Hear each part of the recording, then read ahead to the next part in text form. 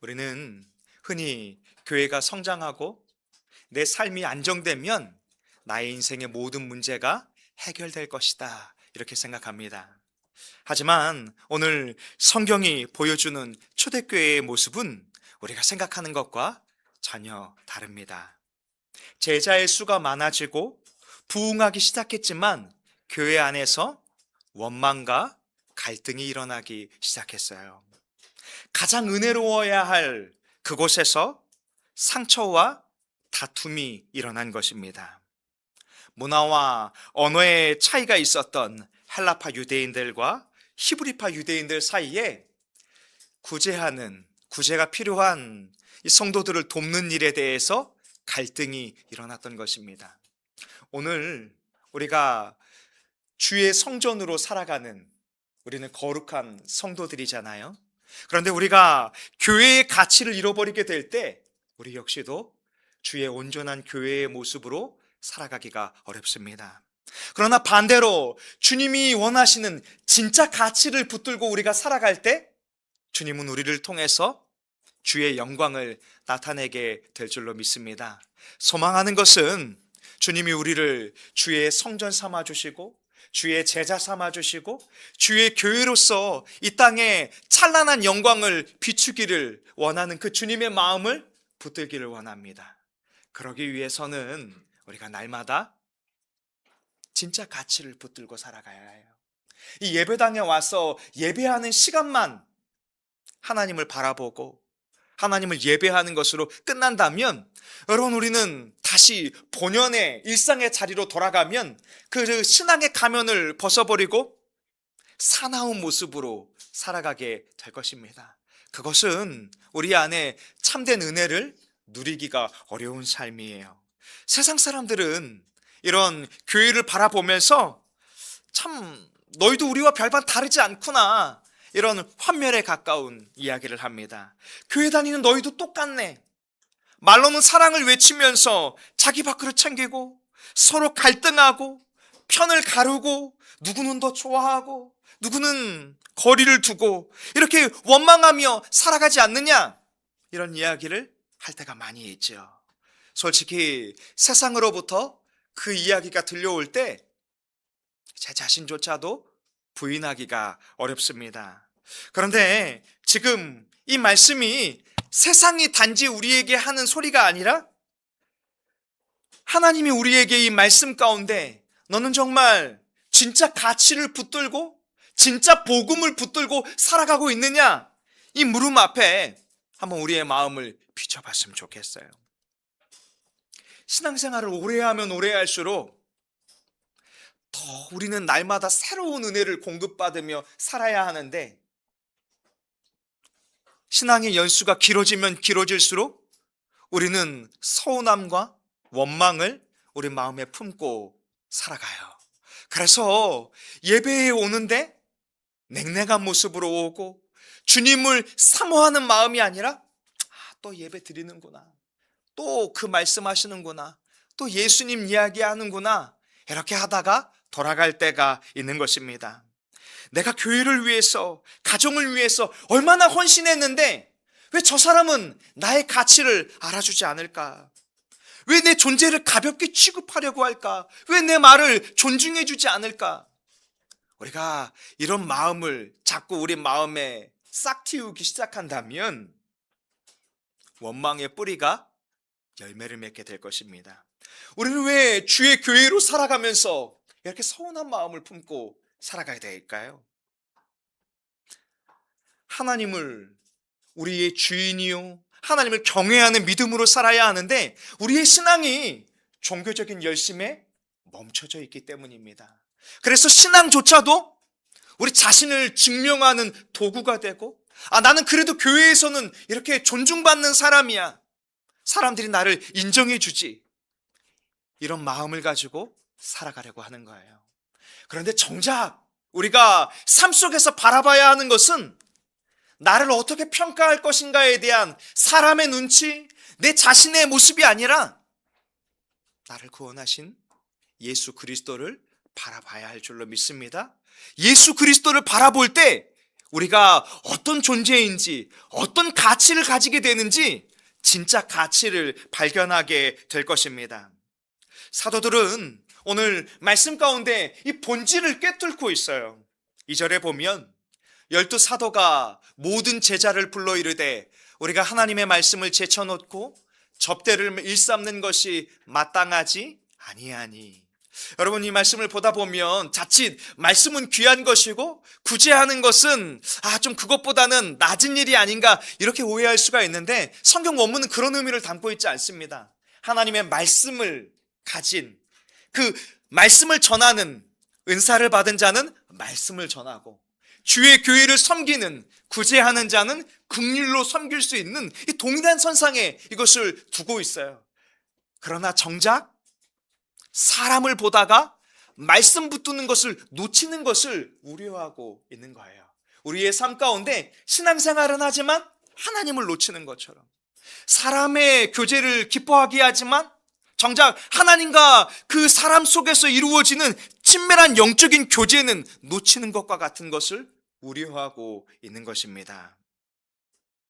믿음의 식구들이요, 오늘 우리가 믿음의 삶을 살아가면서 내 존재가 보상받지 못한다고 느껴질 때, 내 자신이 참 보잘것없는 사람이라고 여겨질 때, 그것은 바로 오늘 말씀과 같이 주님의 말씀을 붙들어야 할 때인 줄로 믿습니다.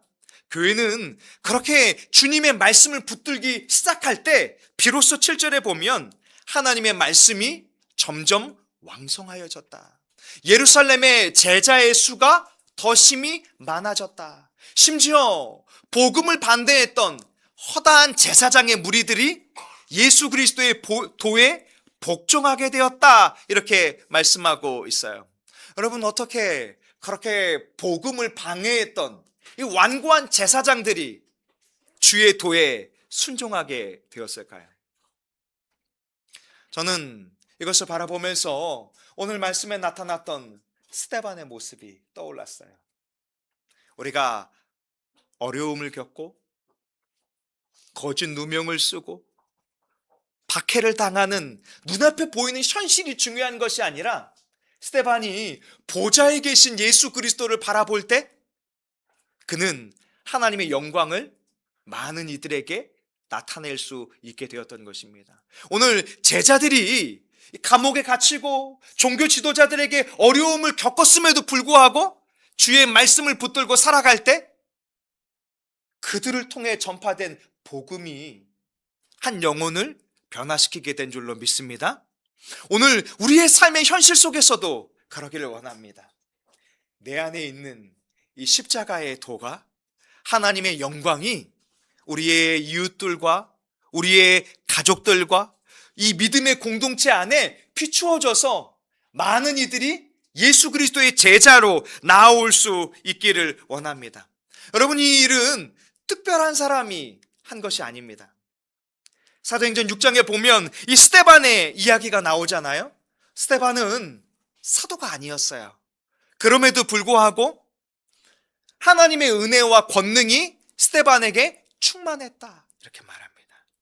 주의 제자의 삶 가운데 주의 은혜가 충만하고 예수 그리스도의 이름의 권세가 충만하면 그를 통해서 예수 그리스도가 전해지게 될 것이고, 주님은 그 복음을 확증해 주시기 위해서 큰 기적과 표적을 베풀어 주시는 거예요. 여러분, 스데반이 논리정연한 변진가여서 그 사람의 마음이 굴복된 것이 아닙니다. 스데반에게 어떤 언변이 있어서 그런 것이 아니에요. 오히려 하나님의 말씀은 그 스데반 가운데 하나님의 능력이 나타났다, 하나님의 은혜가 나타났다, 하나님의 성령이 충만했다, 이렇게 말씀하고 있어요. 이것은 바로 제자의 삶이 하나님의 은혜와 하나님의 성령과 하나님의 능력이 충만한 삶을 살아가야 한다, 이것을 의미하고 있는 것입니다. 이것은 어떤 신비적이고 영적인 것을 이야기하는 것이 아니라, 모든 그리스도인들이라면 누구나 예수 앞에 진짜 예수의 가치를 보고 따르는 그는 그런 은혜 가운데 살아가게 될 줄로 믿습니다. 그렇게 표적과 복음이 나타날 때 여기 9절에 보니까 이른바 자유민들 구레네, 알렉산드리아, 길리기아와 아시아에서 온 사람들과 더불어서 복음의 논쟁이 일어났어요. 아마 세상 사람들은 그런 기독교인들을 향해서 이렇게 회의적인 시선을 가질지 모릅니다. 아니, 굳이 왜 이렇게 여러 사람들과 부딪혀 가면서까지 이렇게 논쟁을 하려고 할까? 기독교인들은 포용적이지 못해서 자신의 신앙과 자신의 색깔과 조금만 달라도 용납하지 못하고 말싸움이 일어나고 고작 이 건물, 성전 때문에 싸우는 것이 도대체 무엇이 진짜이고 무엇이 가짜인가, 그런 의구심을 가질 때가 있을 거예요.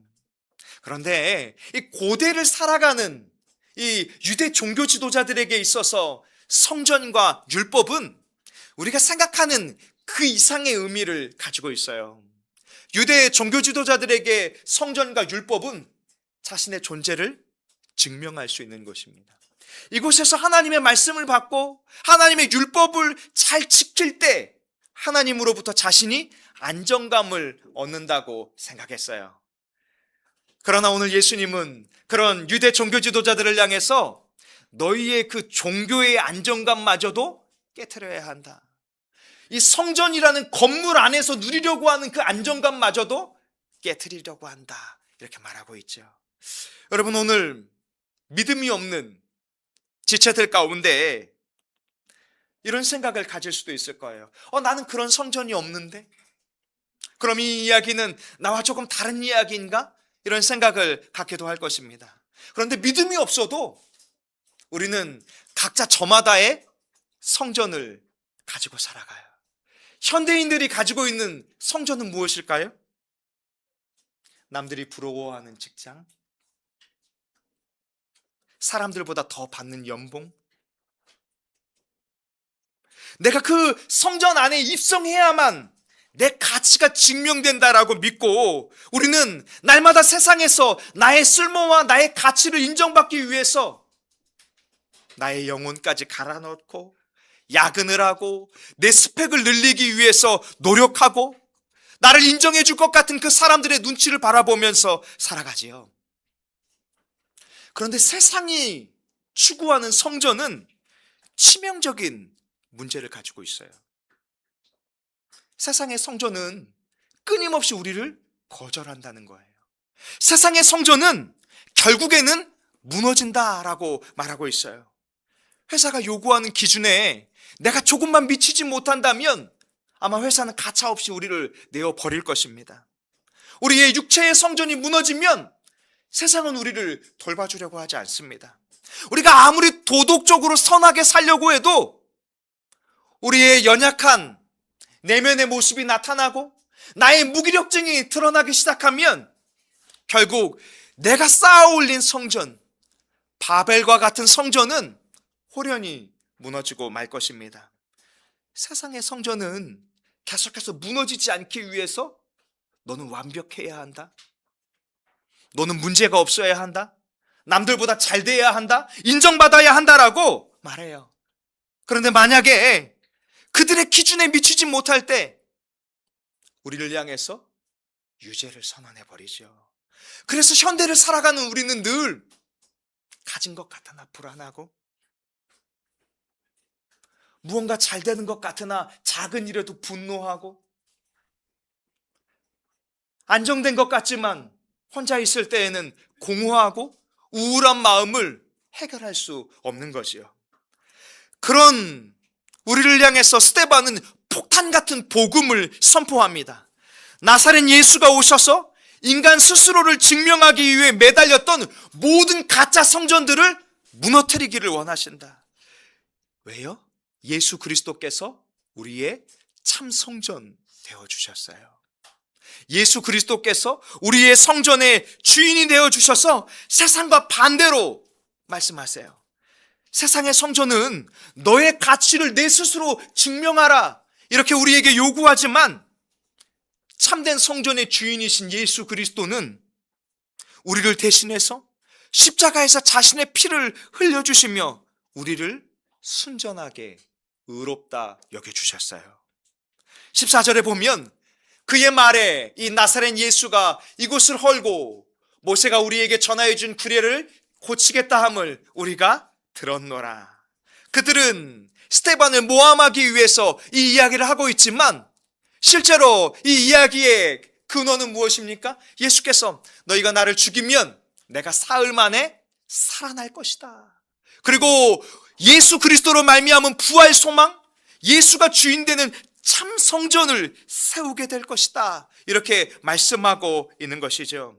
믿음의 식구들이요, 우리가 추구해야 하는 성전은 바로 예수가 주인된 성전의 모습으로 세워져야 합니다.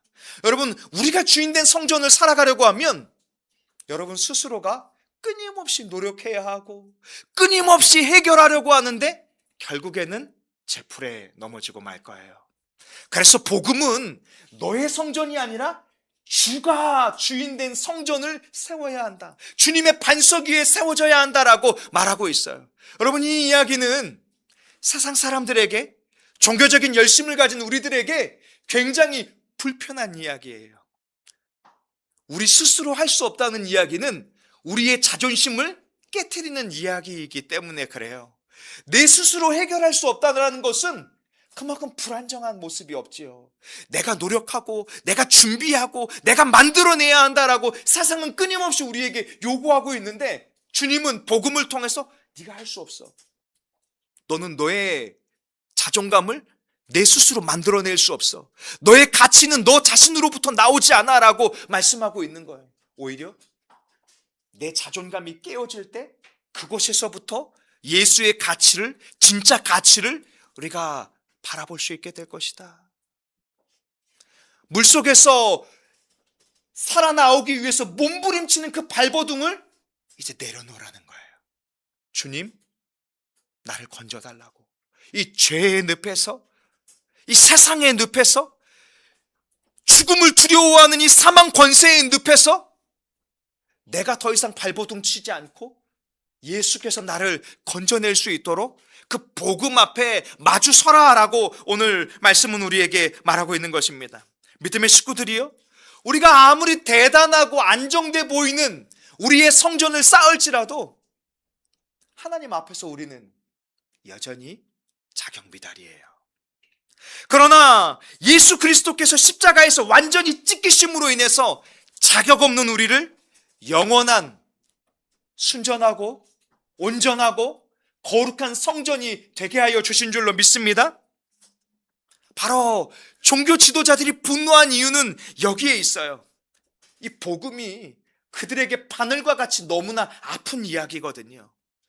우리가 해야 하는데, 우리 종교 지도자들이 이스라엘 백성들에게 신앙의 안정과 신앙의 주권을 내어줘야 하는데, 그리고 우리가 그들을 통치해야 하는데라는 그 거짓 복음을 깨트리기 때문에 종교 지도자들이 이 스데반이 전한 복음 앞에 분노하고 있는 것입니다.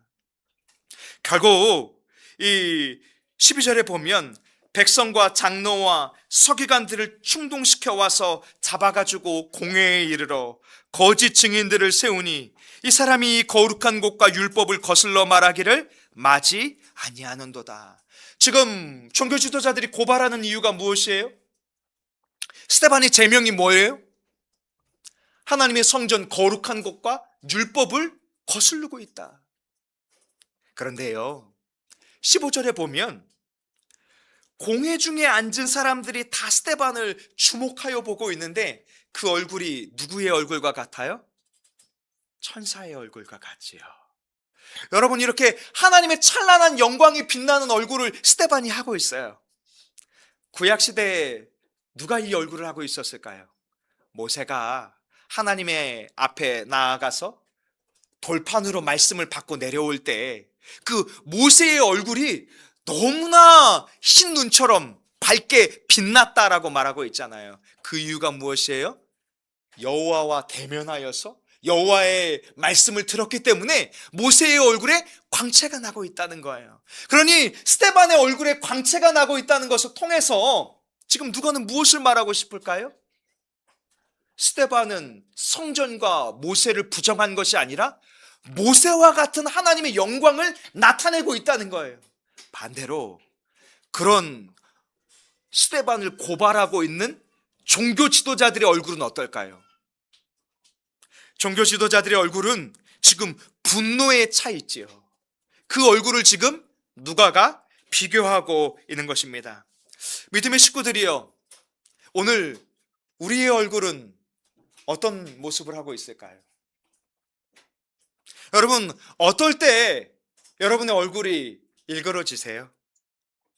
억울한 일을 당할 때, 내 가치를 인정받지 못할 때, 내 미래가 불안정해진다라고 느껴질 때 우리는 두려움과 분노가 얼굴에 표출되잖아요. 스데반을 고발한 종교 지도자들의 얼굴이 그 분노로 표출된 것처럼 우리 자신을 지키기 위해서 우리는 세상에 분노를 쏟아내려고 하는 거죠. 여러분, 이 시대가 그런 것 같아요. 조금만 내가 손해보는 것 같으면 어때요? 상대방을 향해서 보복하고 분노하고, 또 SNS에서 나의 신분이 노출되지 않으면 가감없이 상대의 인격을 말살시키려는 표현들이 나타나고 있잖아요. 여러분, 우리는 그런 시대를 살고 있는 거예요. 뭐 때문에요? 내 자신을 인정받으려고 다른 일을 부정하고 싶은 시대를 살아가고 있는 것입니다. 여러분, 이런 시대 가운데 스데반이 어떻게 이렇게 그 얼굴이 하나님의 영광에 빛나는 모습으로 살아갈 수 있을까요? 스데반이 멘탈이 좋아서, 성품이 좋아서 이렇게 살아갈 수 있을까요? 아니면 우리가 가질 수 없는 뭔가 대단한 믿음을 가졌기 때문에 스데반 집사님이 이렇게 자신을 모함하고 거짓 누명을 쓰는 현실 가운데에서 얼굴이 광채가 나고 있을까요? 스데반은 종교 지도자들이 보지 못하는 것을 지금 보고 있어요. 자신을 변호해 줄 진짜 성전을 스데반은 지금 눈으로 보고 있는 거예요. 여러분, 세상 법정에서, 유대 공회에서 스데반은 유죄를 선고받을 것입니다. 그러나 스데반은 이미 하늘 법정에서, 하나님 보좌 앞에서 예수 그리스도로 말미암아 완전한 무죄를 선언받은 것입니다. 주님 안에서 완전히 의롭다함을 여김을 받았기 때문에 이제 스데반은 사람들이 나를 모함하고 심지어 나를 돌로 쳐서 목숨을 빼앗으려 할지라도 영원하신 하나님 아버지 앞에서 인정받은 그 믿음으로 주님 품에 안긴 것처럼 빛나고 있는 것입니다. 사랑하는 다산동행교회 믿음의 식구들이요, 여러분은 이제 한 주를 살아가기 위해서 세상에 나아가면 학교에서, 직장에서, 가정에서 나는 그런 사람이 아닌데라고 말하고 싶을 만큼 답답하고 억울한 일들을 만나게 될 것입니다. 서운하고 불안정한 마음이 불쑥불쑥 우리 마음 가운데 밀려올 거예요. 여러분, 그때 유대 종교 지도자들처럼 분노에 찬 모습으로 상대를 바라보지 않기 원합니다. 오히려 세상의 가치를 볼 수밖에 없는 그들을 긍휼히 여기셨으면 좋겠어요. 십자가에 못 박히신 예수 그리스도, 3일 만에 사망 권세를 깨트리고 승리하신 예수 그리스도, 하나님 보좌 우편에서 우리를 중보하고 계시는 그 예수 그리스도를 바라볼 수 있는 믿음의 식구들이 되길 원합니다. 그런다면 우리의 삶의 자리에서 우리에게 임한 하나님의 찬란한 영광이 그 어둠을 능히 밝히게 될 줄로 믿습니다. 그리고 그 빛 때문에 잃어버린 영혼들이 예수 그리스도 앞에 돌아오게 될 것입니다. 한 주간에도 진짜 가치를 바라보고 진짜 제자의 삶을 살아가는 저와 우리 믿음의 식구들이 될 수 있길 원합니다. 기도하겠습니다.